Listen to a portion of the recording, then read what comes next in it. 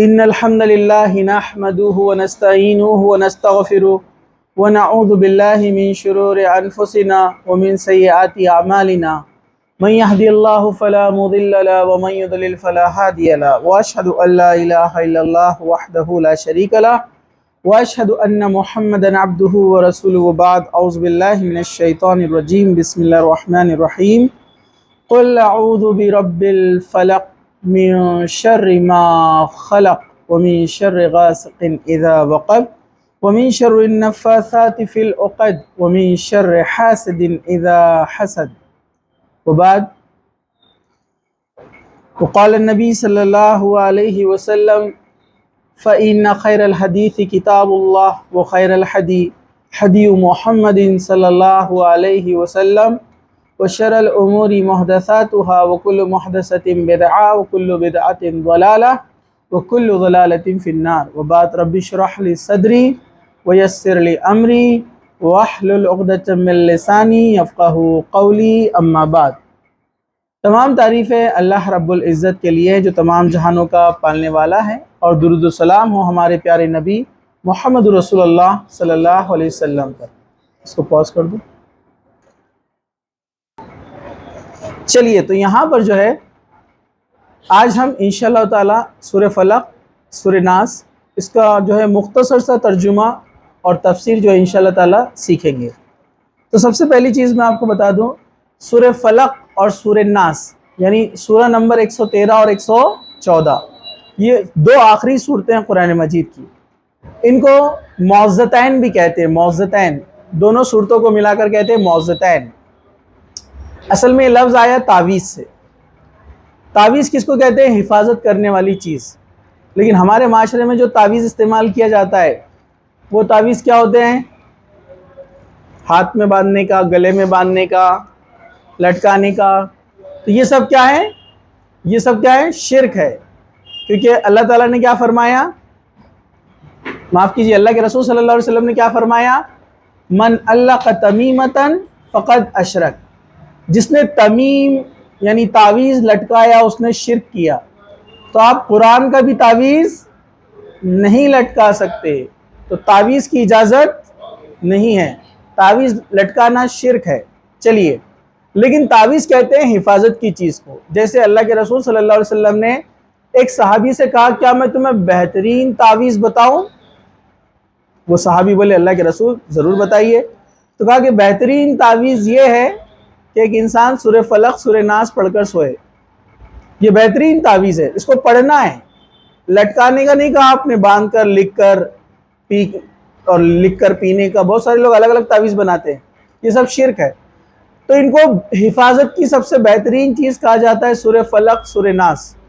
جو شخص اس کی تلاوت کرتا ہے اور اس پر پورا یقین اور عقیدہ رکھتا ہے، اللہ تعالیٰ اس کی تمام چیزوں سے حفاظت فرماتا ہے. یہ چیزیں جب آپ کے سامنے آئیں گی تو آپ کو پتہ چلے گا کتنے بہترین کلمات ہیں یہ. چلیے ہم آگے بڑھتے ہیں. سورہ فلق میں 5 آیتیں ہیں، سورہ ناس میں 6 آیتیں ہیں. اس کا تھوڑا سا بیک گراؤنڈ دیکھ لیتے ہیں ہم. شان نزول، یہ کیوں نازل ہوا سورہ؟ اللہ کے رسول صلی اللہ علیہ وسلم پر جادو کیا گیا تھا. اللہ کے رسول صلی اللہ علیہ وسلم پر جادو کیا گیا تھا. اس سے پتہ چلتا ہے کہ جادو ہوتا ہے. کچھ لوگ تھوڑا پڑھ لکھ لیتے ہیں اور سمجھتے ہیں کہ جادو نہیں ہوتا ہے، اور کچھ لوگ جادو پر اتنا یقین کرتے ہیں کہ چھینک بھی آئی تو بولتے کس نے کرا ہوا ہے، کچھ تو بھی. برابر ہے کہ نہیں ہے؟ تو ایسے دونوں چیزوں میں شامل نہیں ہونے کا. جتنا اسلام نے ہم کو اس کے بارے میں بتایا اس حساب سے اس پر ہمارا عقیدہ ہونا چاہیے کہ جادو آزمائش کے لیے، ٹیسٹ کے لیے اتارا گیا ہے، اور اللہ تعالیٰ نے جو جادو بھیجا ہے یہ آزمائش ہے. کوئی اس کا غلط استعمال کرے گا، جادو سیکھے گا، سکھلائے گا، تو وہ گنہگار ہوگا، اور ایسے انسان کی سزا جہنم ہے. جادو کرنے والا، کروانے والا، اس میں شامل ہونے والے سب جتنے بھی ہے جادوگر، یہ سب جہنمی ہیں. مطلب اللہ تعالیٰ ان کو سخت سزا دے گا، کیونکہ یہ آزمائش کے طور پر. آپ نے سورہ بقرہ میں پڑھا ہے، سنا ہوگا کہ 2 فرشتے آئے تھے شہر میں، عراق میں، بابل میں. انہوں نے آ کر لوگوں کو جادو سکھایا. اور وہ لوگوں کو جادو کیوں سکھاتے تھے؟ کہ وہ بولتے تھے کہ اللہ کی طرف سے آزمائش ہے، تم اس کا غلط استعمال نہیں کرنا. اور لوگوں نے اس جادو کا سب سے پہلے استعمال کیا میاں بیوی کو لڑوانے کے لیے. اس جادو کا سب سے پہلے استعمال، شروعات ایسے ہوئی. پھر جادو لوگوں نے سیکھنا شروع کیا، برائیاں بڑھتی گئی، اللہ تعالیٰ نے ان کے اوپر عذاب بھی بھیجا۔ پھر بعد میں قوموں نے جو ہے ان جادو کا استعمال کیا، اور آپ دیکھتے ہیں دنیا میں مختلف علاقوں میں جادو چلتا ہے۔ عرب میں جو ہے یہودی بھی جادو کیا کرتے تھے، اور یہودی لوگ جادو میں بہت آگے ہیں۔ خاص طور سے ان کے پاس یونیورسٹی میں ان کے پاس کتاب پڑھائی جاتی ہے کپالا، کتاب کا نام ایک سبجیکٹ ہے کپالا۔ کپالا میں پورے جادوگری کے ہی علم ہے، اسی کے اوپر وہ محنت کرتے ہیں۔ جیسے اپنے پاس چلتا ہے بنگال میں کالا جادو، برابر ہے کہ نہیں؟ تو یہ سب منع ہے، حرام ہے، جائز نہیں ہے، تمام علماء نے اس کے بارے میں یہی کہا ہے۔ تو اللہ کے رسول صلی اللہ علیہ وسلم سے کیونکہ یہود حسد رکھتے تھے، جلن رکھتے تھے، اس لیے انہوں نے اللہ کے رسول صلی اللہ علیہ وسلم پر جادو کروایا۔ کیسے جادو کیا انہوں نے؟ اللہ کے رسول صلی اللہ علیہ وسلم کے پاس ایک یہودی لڑکا کام کیا کرتا تھا، واللہ عالم یہ ایک روایت ہے، کتنی صحیح ہے نہیں پتہ ہے، لیکن وہاں اس نے جو ہے وہ جادو کے بال کسی طریقے سے ایک یہودی کو دے دیے، یا اس یہودی نے کسی طریقے سے اس کو حاصل کیا تھا، ٹھیک ہے؟ اس کے بعد یہ معاملہ ہوا، وہ جادو کے بالوں کے ذریعے سے جادو کیا گیا۔ جب جادو کیا گیا تو اس کا معاملہ یہ ہوا، اس کا اثر یہ ہوا کہ اللہ کے رسول صلی اللہ علیہ وسلم کو یاد نہیں رہتا تھا کہ مطلب جو پچھلا گزرا ہے، جیسے مثال کے طور پر اللہ کے رسول صلی اللہ علیہ وسلم کی ایک سے زائد بیویاں تھیں، آپ کو پتہ ہے، اور اللہ کے رسول صلی اللہ علیہ وسلم نے ہر ایک کی باری مقرر کر رکھی تھی کہ کون سے دن آپ کس کے پاس جائیں گے، آپ سب کا حق برابر دیا کرتے تھے۔ تو آپ کو یہ یاد نہیں رہتا تھا کہ آپ کس کے پاس جا کر آئے ہیں، تو اس طرح کا اس قسم کا جادو آپ کے اوپر کیا گیا تھا، جس سے اللہ کے رسول صلی اللہ علیہ وسلم کافی پریشان ہوئے۔ تو بہت سارے لوگ سوال کریں گے اللہ کے رسول صلی اللہ علیہ وسلم تو پورا قرآن جانتے تھے، پھر ان پر جادو کیسے ہوا؟ تو یہ اللہ تعالیٰ کی طرف سے حکمت تھی کہ اگر آپ کے ساتھ بھی اگر ایسا معاملہ ہو جائے تو آپ حل کیسے نکالیں گے، اس کا علاج کیسے کریں گے؟ جیسے نبی نے کیا ویسے ہی آپ کریں گے۔ مطلب آپ کو یہ بابا لوگوں کے پاس یہ جادو ٹونے اور یہ جو حرکات غیر شرعی جو علاج کرتے ہیں، آپ اس میں شامل نہ ہو، کیونکہ یہ بھی گناہ ہے۔ غیر شرعی علاج کرنا، یہ تعویذ گنڈوں سے علاج کرنا، یہ بھی گناہ ہے۔ ہاں، قرآنی آیتوں سے علاج کیا جا سکتا ہے، جیسے عرب ممالک میں کیا جاتا ہے، اب تو اپنے شہر میں بھی سنت طریقے سے ان چیزوں کے علاج کیے جا رہے ہیں، ٹھیک ہے؟ تو اللہ کے رسول صلی اللہ علیہ وسلم پر وہ جادو کیا گیا تھا۔ تو ایک بار اللہ کے رسول صلی اللہ علیہ وسلم سو رہے تھے، تو آپ کے خواب میں دو فرشتے آئے، اور یاد رکھیے نبیوں کے خواب جو رہتے ہیں وہ حقیقت ہوتے ہیں، سچ ہوتے ہیں۔ ایک فرشتہ سرہانے بیٹھا اور ایک پیر کے پاس بیٹھا۔ سرہانے جو فرشتہ بیٹھا وہ بولنے لگا اللہ کے رسول اس نے جو پیر کے پاس بیٹھا تھا وہ پوچھنے لگا کہ یہ کون ہے؟ تو سر والے فرشتے نے کہا کہ یہ محمد صلی اللہ علیہ وسلم ہے۔ پیر والے فرشتے نے پوچھا ان کو کیا ہوا ہے، مطلب یہ کنورزیشن کیوں کر رہے؟ تاکہ اللہ کے رسول کو بات پتہ چلے۔ تو سر والے فرشتے نے کہا کہ ان پر جادو کیا گیا ہے۔ پیر والے فرشتے نے کہا یہ جادو کس نے کیا ہے؟ تو وہ فرشتے نے کہا کہ لبید بن عاصم ایک یہودی ہے جو اللہ کے رسول صلی اللہ علیہ وسلم سے حسد رکھتا ہے، جلتا ہے، اس نے یہ جادو کیا ہے۔ پھر پیر والے نے پوچھا کہ وہ جادو کہاں پر ہے جو کیا گیا ہے؟ تو کہا کہ فلاں قبیلے کے کنویں میں، سوکھے کنویں میں، نیچے بہت اندر گہرے گڑھے میں ایک پتھر کے نیچے یہ رکھا ہوا ہے۔ اللہ کے رسول صلی اللہ علیہ وسلم جاگے، جاگنے کے بعد آپ نے حضرت علی، عمار بن یاسر، سعد بن ابی وقاص رضی اللہ عنہ جو کہ نوجوان صحابہ تھے، ان کو بلایا اور ان کو یہ معاملہ بتایا۔ آپ ان کے ساتھ گئے، حضرت علی اس کنویں میں نیچے اترے اور اس پتھر کو ہٹایا۔ اس کے نیچے ایک چھوٹا سا گڈھا کپڑے کا بنا ہوا تھا، گڈھا جس طرح ہوتے نا، اور اس میں بالوں میں گانٹھ لگائی ہوئی تھی، اور اس میں 11 گانٹھیں تھی، یعنی 11 نوٹس، اور اس پر جادو کیا گیا تھا۔ یہ جادوگر کچھ کلمات پڑھ کر پھونکتے تھے جس سے جادو ہوتا تھا۔ تو جبرائیل علیہ السلام آئے، اس وقت یہ سورہ نازل ہوئی، سورہ فلق، سورہ ناس۔ پھر جبرائیل علیہ السلام نے اللہ کے رسول صلی اللہ علیہ وسلم سے کہا کہ آپ یہ پڑھیے، قل اعوذ برب الفلق۔ تو اللہ کے رسول نے پڑھا قل اعوذ برب الفلق، قل اعوذ برب الفلق من شر ما خلق۔ وہ پوری 11 آیتیں پڑھتے گئے، اللہ کے رسول بھی 11 آیتیں ان کے پیچھے پیچھے پڑھتے گئے، اور ایک آیت پڑھتے تو ایک گانٹ کھلتی، دوسری آیت پڑھتے تو دوسری گانٹ کھلتی، اس طرح 11 گانٹیں خود بخود کھل گئی، اور اللہ کے رسول صلی اللہ علیہ وسلم ایسا محسوس کرنے لگے جیسے کچھ نہیں ہوا تھا، ایک دم فریش فیل کرنے لگے آپ، جادو کا اثر ختم ہو گیا۔ اس سے پتہ چلا کہ یہ سورہ کتنے زبردست ہے، یہ بڑے سے بڑے جادو کو ختم کر سکتے ہیں، اور اللہ کے رسول صلی اللہ علیہ وسلم پر جو جادو کیا گیا تھا وہ بہت بڑا جادو تھا، تو اثر ختم ہو گیا۔ تو اب یہ پوری امت کے لیے سیکھ ہے۔ اب کچھ معالج یعنی جو علاج کرنے والے جو قرآن و سنت سے علاج کرتے ہیں، ان کا کہنا ہے کہ سورہ فاتحہ، سورہ بقرہ میں خاص آیت الکرسی، پھر سورہ بقرہ کا آخری رکوع، اسی طرح سورہ فلق، سورہ ناس، ان صورتوں کو اگر پڑھا جائے تو جادو کا اثر، نظر بد کا اثر، یہ سب ختم ہوتے جاتا ہے۔ اس کو رقیہ کہتے ہیں، اور اس کو پڑھنے والے کو راقی کہتے ہیں، جو علاج کرتے ہیں۔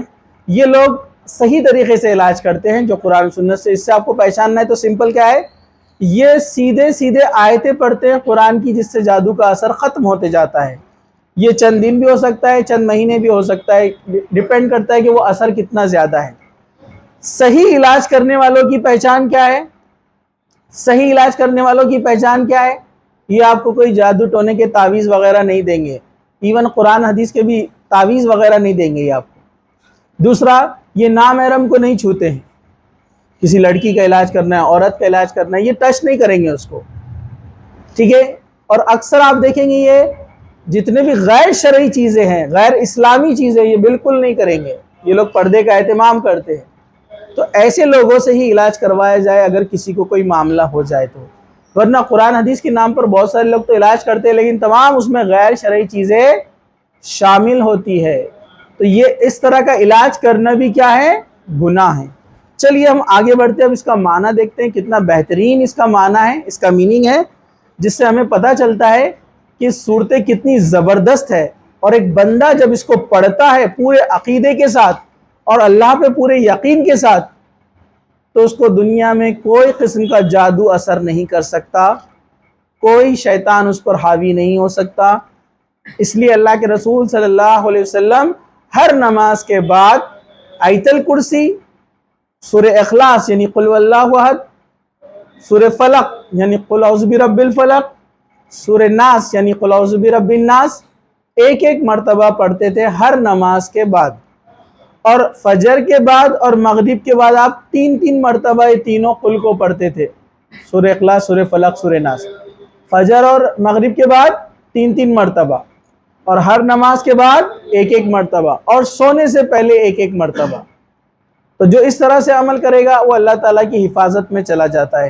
اس لیے وہ صحابی کو اللہ کے رسول نے کیا فرمایا؟ تمہیں بہترین علاج بتاؤں میں؟ تو کہا کہ بہترین تعویذ کیا ہے؟ سورہ فلق، سورہ ناس۔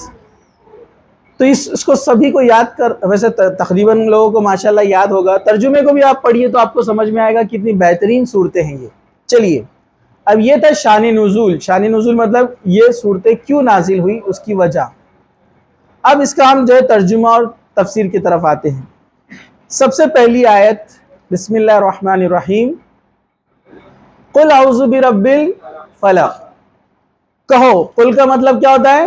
کہو کہ میں صبح کی رب کی پناہ میں آتا ہوں۔ اللہ کے رسول صلی اللہ علیہ وسلم سے اللہ تعالیٰ کہلوا رہا ہے کہ کیا کہو؟ میں صبح کے رب کی پناہ میں آتا ہوں۔ مفسرین نے لکھا ہے کہ اللہ تعالیٰ نے یہاں پر خاص قسم کی قسم کھائی ہے، صبح کی، صبح کے وقت کی۔ فلق کہتے ہیں جو صبح سورج نکلنے سے پہلے ہلکی سی روشنی آتی ہے نا، اس کو فلق کہتے ہیں۔ تو یہ اس کا مطلب یہاں پر ہے۔ کیوں کہا اللہ تعالیٰ نے کہ صبح کے رب کی پناہ میں آتا ہوں؟ تو اللہ تعالیٰ نے جب کسی بھی چیز کی قسم کھائی ہے تو وہ چیز بہت اہم ہے، اور جو ڈسکشن چل رہا ہے، جو آیت گزر رہی ہے، اس سے اس کا تعلق ہے، اس لیے ذرا دھیان سے سنو۔ اس سے پہلے ایک بات، اللہ تعالیٰ اپنی مخلوق میں سے کسی کی بھی قسم کھا سکتا ہے، اس کے لیے جائز ہے۔ جیسے صبح بھی اللہ کی مخلوق ہے نا، صبح اللہ کی مخلوق ہے نا، اللہ نے بنایا نا صبح اور رات کو، تو اللہ اپنی مخلوق میں سے کسی کی بھی قسم کھا سکتا ہے۔ جیسے اللہ تعالیٰ نے قرآن میں قسم کھائی نا، والشمس، قسم ہے سورج کی، والقمر، قسم ہے چاند کی، لیکن مخلوق یعنی ہمارے لوگوں کے لیے جائز نہیں ہے کہ ہم اللہ کے علاوہ کسی کی بھی قسم کھائے، یہ حرام ہے، ناجائز ہے۔ جو اللہ کے علاوہ کسی کی قسم کھائے گا وہ گنہگار ہو جائے گا، یہ شرک ہے۔ ایک حدیث میں فرمایا اللہ کے رسول نے کہ اللہ کے علاوہ کسی اور کی قسم کھانا کیا ہے؟ شرک ہے۔ ہاں، اگر کسی کو یقین دلوانا بھی ہو تو آپ کس کی قسم کھا سکتے ہیں؟ اللہ کی قسم۔ جیسے عرب لوگوں میں آپ دیکھتے ہیں یا حدیثوں میں آپ کو الفاظ ملتے ہیں، واللہ بولتے ہو، اللہ کی قسم، واللہ، اللہ کی قسم، اپنی بات کو بتانے کے لیے، سمجھانے کے لیے۔ تو آپ اللہ کی قسم کھا سکتے ہیں، ماں کی قسم، باپ کی قسم، قرآن کی قسم، کعبے کی قسم، برابر ہے نا؟ تمہاری قسم۔ یہ قسمیں کھانا کیا ہے؟ شرک ہے، بہت بڑا گناہ ہے۔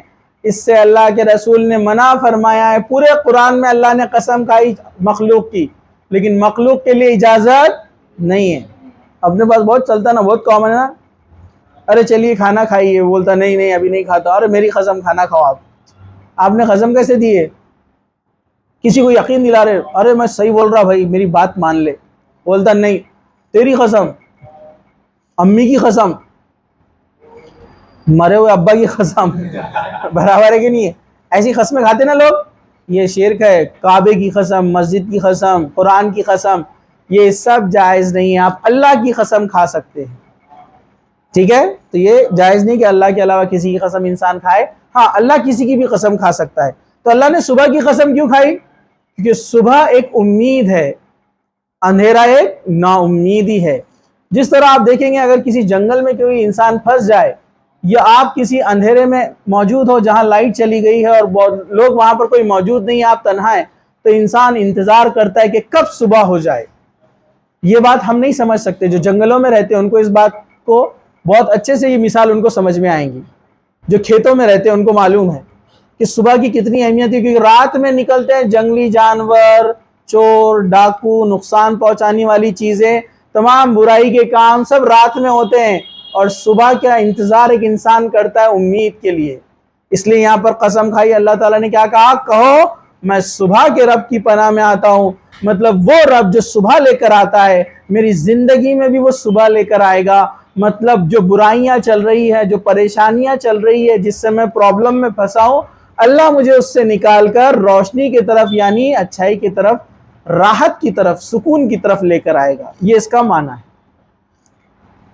من شر ما خلق، ہر اس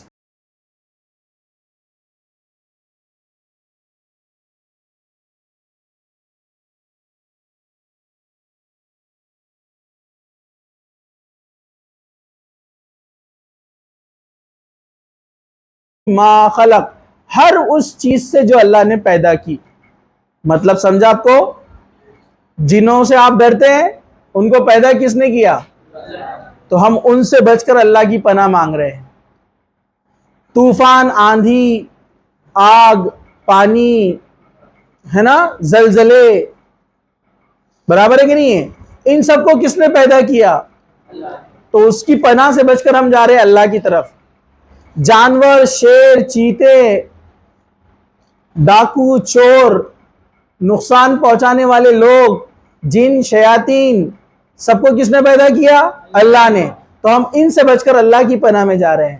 جادوگر جو جادو کرتے ہیں، جو لوگ آپ پر نظر لگاتے ہیں، نظر بد رکھتے ہیں، آپ سے حسد رکھتے ہیں، آپ کا نقصان پہنچانا چاہتے ہیں، ان سب کو کس نے پیدا کیا؟ تو ہم ان سب سے بچنے کے لیے اللہ کی پناہ میں جا رہے ہیں۔ تو ان شارٹ دیکھیے، مختصر سے اللہ نے کہا کہ تم اللہ کی پناہ میں آ جاؤ، اللہ تمہیں ان سب سے بچا لے گا۔ کتنی بہترین آیت ہے، قرآن کی خاص بات ہے۔ 2-3 لفظوں میں ایسی بات کہتا ہے جس میں بہت کچھ سمجھ آتا ہے۔ یہ قرآن کی شان ہے۔ اس شان کو دیکھ کر کئی لوگ ایمان لے کر آئے۔ آپ کو پتا ہے جو عربی جانتے تھے، یہود اور نصارہ، عربی میں جو ماہر تھے، انہوں نے قرآن کا جب انداز، ہم لوگ نہیں سمجھ سکتے اس بات کو، کوئی بھی انسان بات کو کب سمجھ سکتا ہے؟ جب وہ اس فیلڈ کا ماہر ہو۔ ایک چھوٹی سی مثال میں آپ کو دیتا، چھوٹی سی مثال، غور سے سنیے۔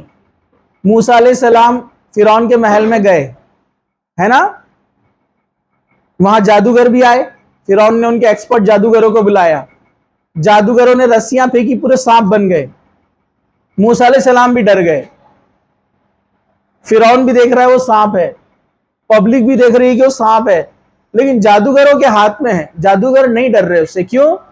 کیونکہ جادوگروں کو معلوم ہے کہ یہ جادو ہے، سب کی آنکھوں پہ کیا گیا ہے، یہ سب کو سانپ تو دکھ رہا ہے لیکن حقیقت میں وہ کیا ہے؟ رسیاں ہیں. اس لیے جادوگر نہیں ڈر رہے نا. موسیٰ علیہ السلام بھی ڈر رہے ہیں، مطلب نبیوں کی آنکھوں پہ بھی جادو ہو سکتا ہے. تو اللہ تعالیٰ نے موسیٰ علیہ السلام کو کیا کہا؟ موسیٰ گھبراؤ مت، ڈرو مت، اپنا عصا زمین پہ ڈالو. انہوں نے ڈال دیا، وہ سانپ بڑا اژدھا بن گیا، سارے سانپوں کو نگل گیا.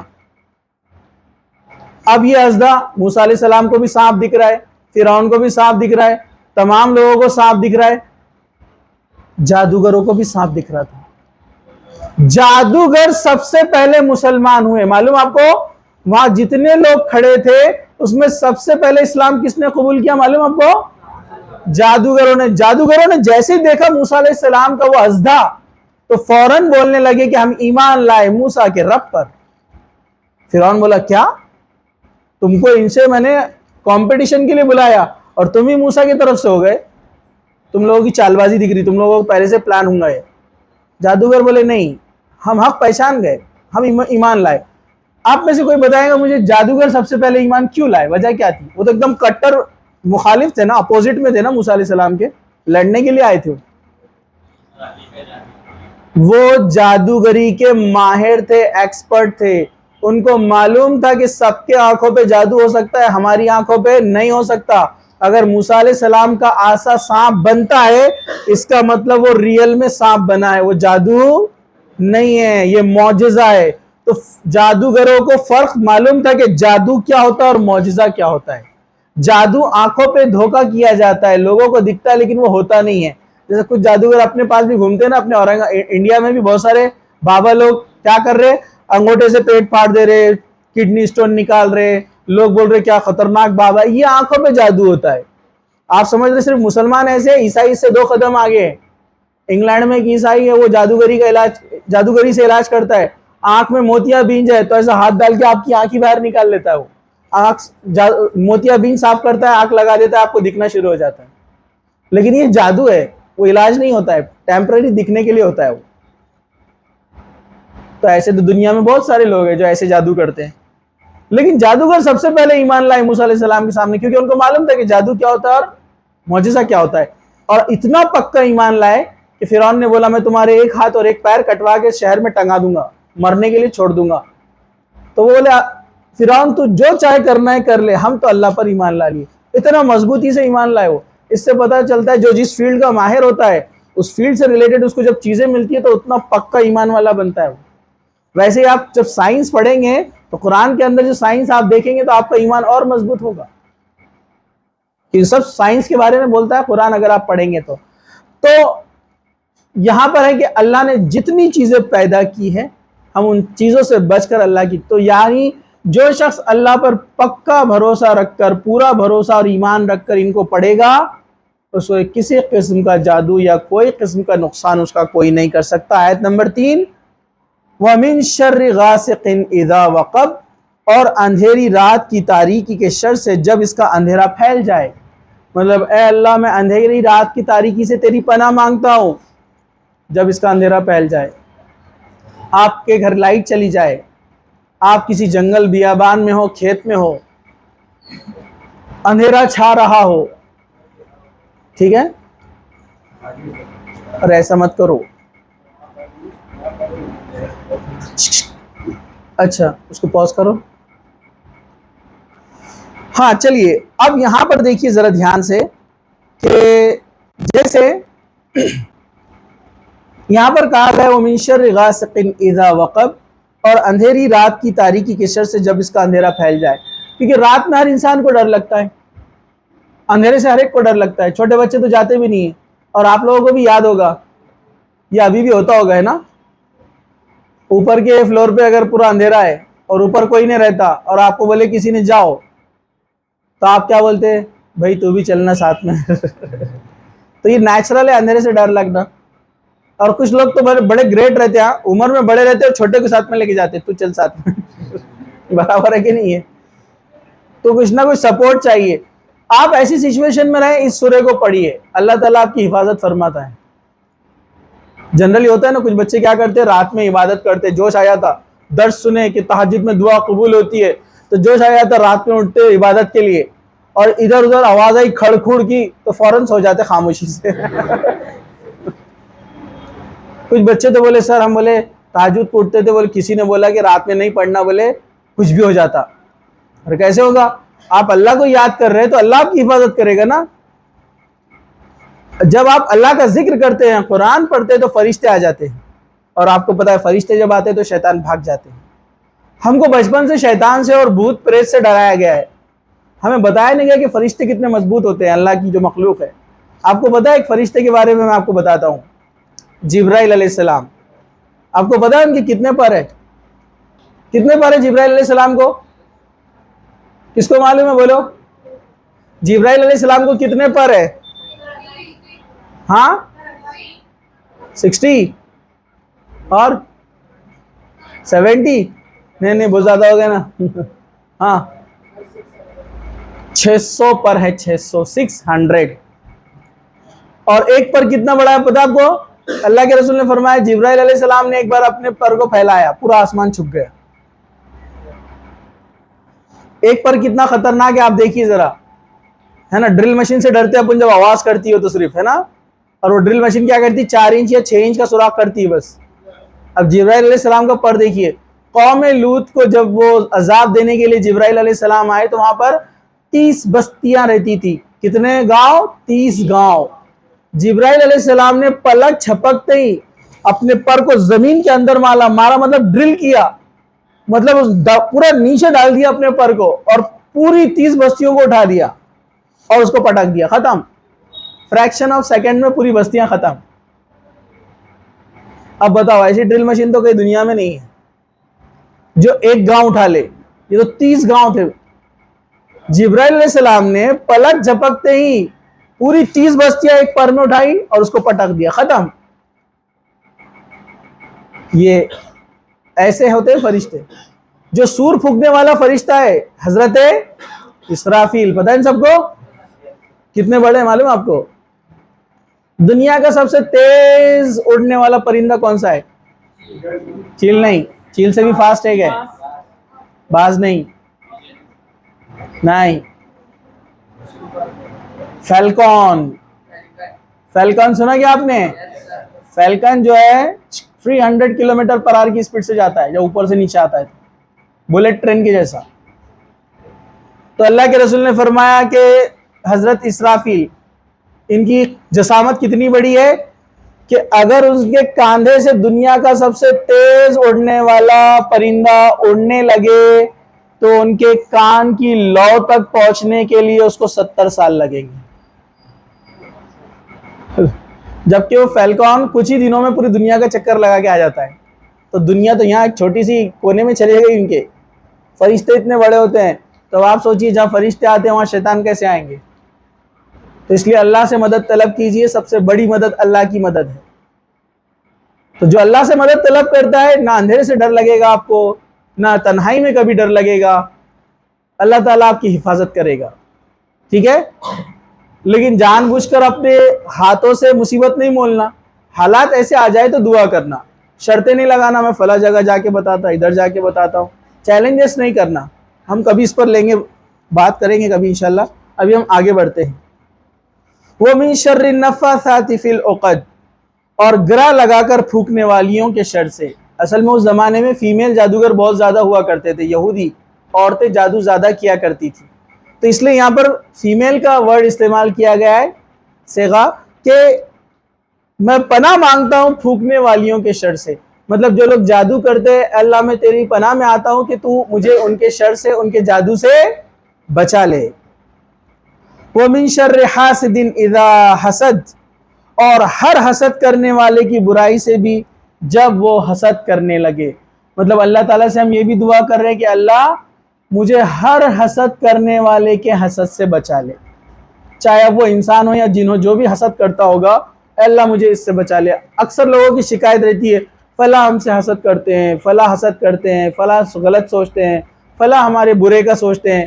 آپ کا برا کبھی نہیں ہوگا، اگر آپ اللہ پر ایمان لائے ہیں، کثرت سے ان چیزوں کو پڑھتے رہتے ہیں اور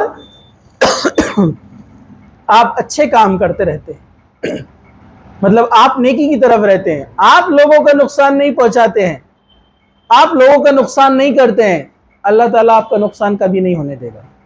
شرط یہ ہے کہ آپ نے نیکی پہ قائم رہنا، یہ جو آیتیں بتائی گئی اس کو پڑھتے رہنا، ہر نماز کے بعد، سونے سے پہلے بھی پڑھنا، اٹھتے بیٹھتے چلتے پھرتے بھی پڑھ سکتے ہیں آپ جتنا پڑھیں گے اللہ تعالیٰ آپ کی حفاظت فرمائے گا، ٹھیک ہے؟